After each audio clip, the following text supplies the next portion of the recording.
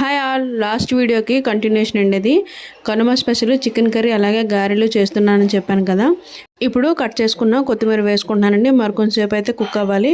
ఈలోపు మినపప్పు గారెలు చేస్తున్నాను చెప్పాను కదండి, దానికోసం మినపప్పుని అయితే గ్రైండ్ చేసుకుంటున్నాను. ఇలా మెత్తగా మిక్సీ పట్టుకోవాలి. కొంచెం గట్టిగా ఉండాలి కదండి గారెల కోసమని ఇలా మిక్సీ చేసుకున్నాను అనమాట. మిగిలిన పప్పును కూడా మిక్సీ చేసుకుంటున్నాను. ఇలా మొత్తం ఒక బౌల్లోకి వేసుకుంటున్నానండి. ఈలోపు చికెన్ అయితే కుక్ అయిపోయింది.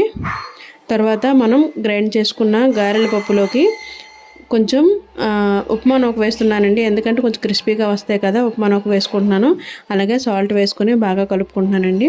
ఇప్పుడు వాటర్తో చేయిని కొంచెం తడి చేసుకొని గారెలు అయితే వేస్తున్నాను. నాకు అంత పర్ఫెక్ట్గా అయితే గారెలు రావండి, ఎందుకంటే నేను చేయడం చాలా తక్కువగానే చేస్తాను. మా వారు ఆయిల్ ఫుడ్, పూరీలు, బజ్జీ, పకోడీ ఇలా గారెలు ఏమి కూడా తినరు. అందుకే కొంచెం షేపులు అయితే కరెక్ట్గా రావు. మా వారైతే పర్వాలేదులే, మనమే కదా తినేది, నెమ్మదిగా నేర్చుకో